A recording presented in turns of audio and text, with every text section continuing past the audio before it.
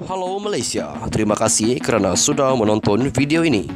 Sebelum kita bermula, sila pertimbangkan untuk tekan butang subscribe, like dan share. Berita perkembangan politik semasa dalam negara, perkembangan negara dan semuanya ada di dalam channel ini. Terima kasih kerana sudah menonton. Hai Malaysia, selamat petang tuan-tuan dan puan-puan. Sudah lama kita tidak mendengar kabar-kabar berita daripada bekas Perdana Menteri Malaysia, iaitu Datuk Seri Najib Tun Razak di penjara Kajang. Namun, 4 jam yang lalu, satu berita yang dikeluarkan oleh Agenda Daily yang mengatakan permohonan semakan Najib bukan rayuan. Hakim tegur peguam. Bukan alang-alang. Hakim tegur peguam. Baiklah, tuan-tuan dan puan-puan. Isi berita kita pada hari ini. Mahkamah Persekutuan hari ini, 21 Februari 2023, mengingatkan peguam Datuk Seri Najib Tun Razak, Tan Sri Muhammad Syafiee Abdullah, bahawa prosiding yang dijalankan sekarang adalah berkaitan permohonan semakan, bukannya rayuan kes Datuk Seri Najib Tun Razak. Ya, betul juga, pada ketika ini rayuan kes untuk Datuk Seri Najib Razak tidak lagi mahu didengar oleh hakim untuk mahkamah, melainkan sekarang adalah untuk permohonan semakan sahaja. Sehubungan itu, salah seorang daripada panel 5 hakim, Hakim Mahkamah Persekutuan Datuk Vernon Ong Kiat, mengingatkan bahawa hujahan lisan Syafiee tidak seharusnya menyimpang kepada merit keputusan Mahkamah Tinggi Kuala Lumpur pada tahun 2020 yang mendapati anak guamnya yang juga bekas Presiden UMNO itu bersalah dan hukumannya dalam kes rasuah SRC Internasional bernilai RM42 juta ringgit. Ong mengingatkan Syafiee Abdullah bahawa permohonan semakan itu sendiri sedang dalam proses berhubung penolakan Mahkamah Persekutuan terhadap rayuan SRC Najib tahun lepas dan bukannya merit kes itu. Nampaknya kamu lebih menyentuh merit dan bukannya prosedur. Tidak perlu pergi ke situ, bagi kami ia tidak relevan. Kamu sendiri kata dengan jelas hujah kamu dalam permohonan semakan sekarang adalah tentang proses, tetapi menyentuh alasan Mahkamah Tinggi adalah atas merit. Fokus pada proses, itu bukan rayuan, kata Ong menurut laporan Malaysia Kini. Panel 5 hakim itu dipengerusikan Hakim Besar Sabah dan Sarawak Datuk Abdul Rahman Sebli, turut dianggotai Hakim Mahkamah Persekutuan, Hakim Datuk Rozaria Bujang, Hakim Datuk Nordin Hassan, dan Hakim Mahkamah Rayuan Datuk Abu Bakar Jais. Terdahulu Syafiee berhujah bahawa panel 5 Hakim Mahkamah Persekutuan sebelum ini yang dipengerusikan oleh Ketua Hakim Negara Tengku Maimun Tuan Mat gagal mempertimbangkan mana-mana daripada 94 alasan rayuan yang dibangkitkan oleh Najib Razak. Syafiee juga membacakan kenyataan penuh Najib Razak dari kandang tertuduh tahun lepas. Dalam kenyataan dari kandang tertuduh, Najib mendakwa sistem kehakiman negara mengecewakannya dan merunggut bahawa dia tidak diwakili secara berkesan selepas usahanya untuk menangguhkan perbicaraan rayuan ditolak dan dirinya tidak diberi peluang yang saksama untuk menjelaskan di mahkamah mengenainya. Najib sebelum ini memohon semakan keputusan Mahkamah Persekutuan pada 23 Ogos 2022 yang mengekalkan keputusan Mahkamah Tinggi Kuala Lumpur yang mensabitkannya bersalah serta hukuman penjara 12 tahun dan denda RM210 juta ringgit dalam kes rasuah membabitkan RM42 juta ringgit dana SRC Internasional. Pada 6 September tahun lepas, bekas Perdana Menteri itu memohon untuk semakan semula keputusan Mahkamah Persekutuan.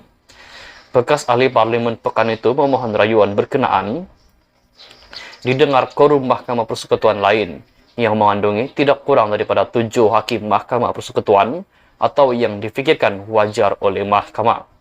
Beliau yang kini menjalani hukuman penjara selama 12 tahun di penjara Kajang, turut memohon hukuman ke atasnya itu ditangguhkan sementara menunggu pendengaran permohonan semakan berkenaan. Setelah gagal di Mahkamah Rayuan dan Mahkamah Persekutuan, bekas Perdana Menteri itu, yaitu Datuk Seri Najib Tun Razak, memohon panel Mahkamah Tertinggi baharu untuk mendengar semakan dikemukakannya terhadap sabitan dan hukuman sebelum ini. Sekian saja perkongsian berita untuk hari ini. Terima kasih kepada puan-puan dan tuan-tuan dan puan-puan yang sudah melihat, menonton, dan juga mendengar berita yang saya kongsikan sebentar tadi. Jangan lupa untuk terus setia berada di dalam channel ini. Kita jumpa lagi di video yang seterusnya. Jangan lupa untuk tekan butang subscribe, serta aktifkan juga lonceng notifikasi. Kita jumpa lagi di video yang seterusnya. Bye-bye. Hai pemirsa, selamat petang tuan-tuan dan puan-puan. Sudah lama kita tidak mendengar kabar-kabar berita daripada bekas Perdana Menteri Malaysia, yaitu Datuk Seri Najib Tun Razak di penjara Kajang. Namun, 4 jam yang lalu, satu berita yang dikeluarkan oleh Agenda Daily yang mengatakan permohonan semakan Najib bukan rayuan. Hakim tegur peguam. Bukan alang-alang. Hakim tegur peguam. Baiklah, tuan-tuan dan puan-puan. Isi berita kita pada hari ini. Mahkamah Persekutuan hari ini, 21 Februari 2023, mengingatkan peguam Datuk Seri Najib Tun Razak, Tan Sri Muhammad Syafiee Abdullah, bahawa prosiding yang dijalankan sekarang adalah berkaitan permohonan semakan, bukannya rayuan kes Datuk Seri Najib Tun Razak. Ya, betul juga, pada ketika ini rayuan kes untuk Datuk Seri Najib Razak tidak lagi mahu didengar oleh hakim untuk mahkamah, melainkan sekarang adalah untuk permohonan semakan sahaja. Sehubungan itu, salah seorang daripada panel 5 hakim, Hakim Mahkamah Persekutuan Datuk Vernon Ong Kiat, mengingatkan bahawa hujahan lisan Syafiee tidak seharusnya menyimpang kepada merit keputusan Mahkamah Tinggi Kuala Lumpur pada tahun 2020 yang mendapati anak guamnya yang juga bekas Presiden UMNO itu bersalah dan hukumannya dalam kes rasuah SRC Internasional bernilai RM42 juta ringgit. Ong mengingatkan Syafiee Abdullah bahawa permohonan semakan itu sendiri sedang dalam proses berhubung penolakan Mahkamah Persekutuan terhadap rayuan SRC Najib tahun lepas dan bukannya merit kes itu. Nampaknya kamu lebih menyentuh merit dan bukannya prosedur. Tidak perlu pergi ke situ, bagi kami ia tidak relevan. Kamu sendiri kata dengan jelas hujah kamu dalam permohonan semakan sekarang adalah tentang proses, tetapi menyentuh alasan Mahkamah Tinggi adalah atas merit. Fokus pada proses, itu bukan rayuan, kata Ong menurut laporan Malaysia Kini. Panel 5 hakim itu dipengerusikan Hakim Besar Sabah dan Sarawak Datuk Abdul Rahman Sebli, turut dianggotai Hakim Mahkamah Persekutuan, Hakim Datuk Rozaria Bujang, Hakim Datuk Nordin Hassan, dan Hakim Mahkamah Rayuan Datuk Abu Bakar Jais.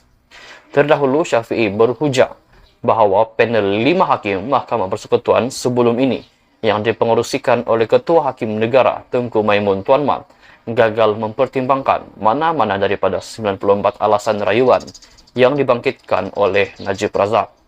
Syafiee juga membacakan kenyataan penuh Najib Razak dari kandang tertuduh tahun lepas. Dalam kenyataan dari kandang tertuduh, Najib mendakwa sistem kehakiman negara mengecewakannya dan merungut bahawa dia tidak diwakili secara berkesan selepas usahanya untuk menangguhkan perbicaraan rayuan ditolak dan dirinya tidak diberi peluang yang saksama untuk menjelaskan di mahkamah mengenainya. Najib sebelum ini memohon semakan keputusan Mahkamah Persekutuan pada 23 Ogos 2022 yang mengekalkan keputusan Mahkamah Tinggi Kuala Lumpur yang mensabitkannya bersalah serta hukuman penjara 12 tahun dan denda RM210 juta ringgit dalam kes rasuah membabitkan RM42 juta ringgit dana SRC Internasional. Pada 6 September tahun lepas, bekas Perdana Menteri itu memohon untuk semakan semula keputusan Mahkamah Persekutuan. Bekas ahli parlimen pekan itu memohon rayuan berkenaan didengar korum Mahkamah Persekutuan lain yang mengandungi tidak kurang daripada 7 hakim Mahkamah Persekutuan atau yang difikirkan wajar oleh mahkamah. Beliau yang kini menjalani hukuman penjara selama 12 tahun di penjara Kajang turut memohon hukuman ke atasnya itu ditangguhkan sementara menunggu pendengaran permohonan semakan berkenaan. Setelah gagal di Mahkamah Rayuan dan Mahkamah Persekutuan, bekas Perdana Menteri itu, yaitu Datuk Seri Najib Tun Razak, memohon panel Mahkamah Tinggi tertinggi baharu untuk mendengar semakan dikemukakannya terhadap sabitan dan hukuman sebelum ini. Sekian saja perkongsian berita untuk hari ini. Terima kasih kepada puan-puan dan tuan-tuan dan puan-puan yang sudah melihat, menonton dan juga mendengar berita yang saya kongsikan sebentar tadi. Jangan lupa untuk terus setia berada di dalam channel ini. Dan jumpa lagi di video yang seterusnya. Jangan lupa untuk tekan butang subscribe serta aktifkan juga lonceng notifikasi. Dan jumpa lagi di video yang seterusnya. Bye-bye. Terima kasih kerana sudah menonton.